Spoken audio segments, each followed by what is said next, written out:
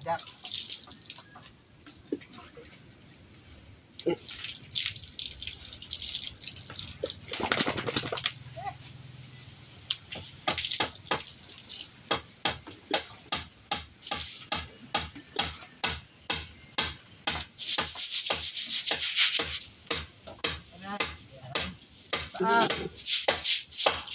Makan mo.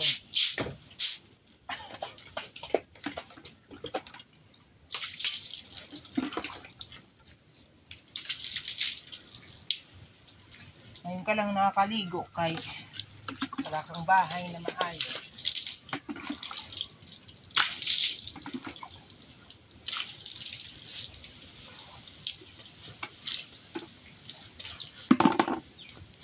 Guide yan. Rubay.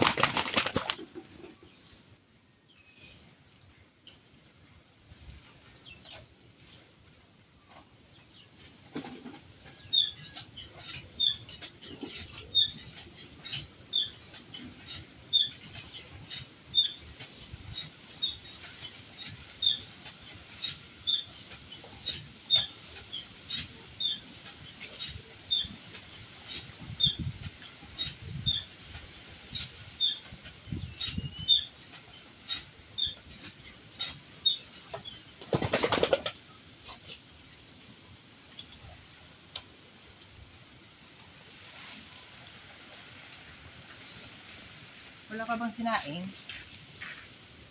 Parang may naamoy akong niluluto. Matutubod na. Dahon, yung mga dahon din.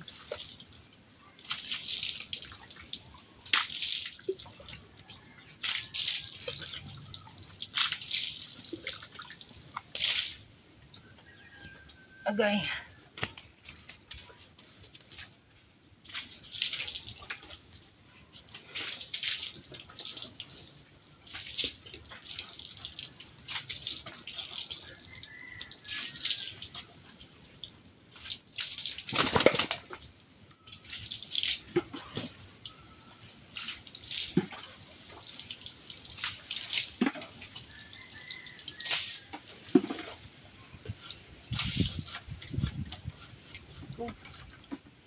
Masira yun sa kahid-hid niya. Mula kasan yung pag ano mo panghihilod, baka masira yung bahay mo.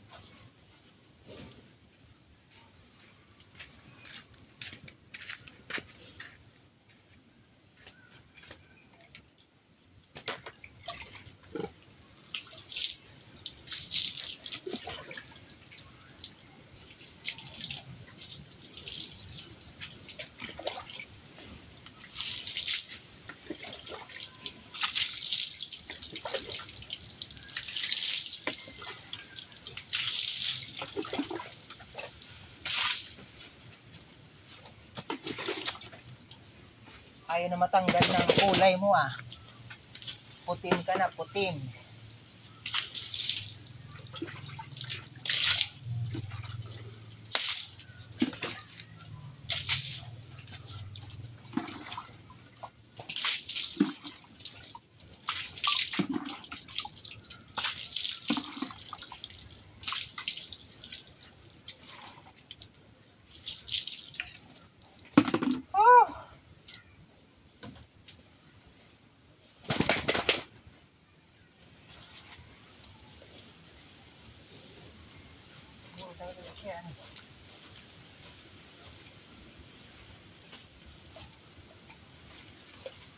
Wala naman pag umagaan.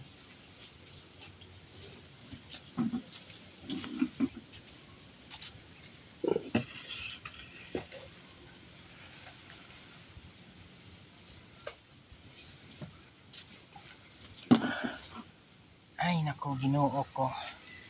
Ayan guys, ganyan ang pag-alaga ng baboy. Medyo extra effort talaga. Kasi ganyan Ganyan yung ganong baboy na malaki. Hindi basta-basta. Hindi basta-basta yung bahay na gagawin mo. Kailangan mo talaga mag-effort, gumastos. Kasi isang ngid-ngid lang niya, pwedeng masira agad yung bahay. Bahay-bahay niya.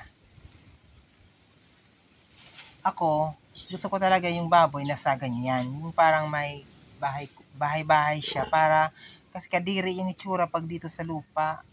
Yung ihi niya, yung tae niya. Samantala pag ganyan na may bahay siya, yung tae niya, kinukuha ko yon. Kasi dati ganyan ang ginagawa ko.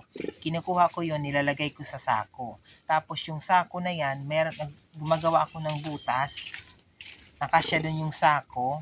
Tapos, doon ko nilalagay yung tae. Tinatakpan ko lang hanggang sa mapuno. Pag napuno na, okay lang yun kasi maano naman yun, magiging mararaten ba? Magbubulok yung sako, lalambot. Tapos yung tae, mahahalo na siya sa lupa. Minsan ginagawang pataba din yun. Tapos yung ihi naman, sa likuran doon, bubutasan namin yan. Tapos araw-araw, malapit lang naman yung bumbahan, anuhan agad ng tubig para hindi mapanghi. Ganun dapat. Ito halos ilang araw namin itong binuno. Kasi hindi naman kami mga magagaling gumawa ng ganito. Base lang sa obserbasyon. Tapos, buti nga kamo nagkataon na meron pang budget. Kaya nakabili kami nito. Ang bubong pa. Meron naman kami doong sirang yero. Lagyan namin ng bubong. Yun lang muna yung pansamantalang bubong niya. Hindi naman mainit dito kay may ng malubago tapos saging. May lilim. Kasi malilim naman dito sa banda na nilagayan namin sa kanya.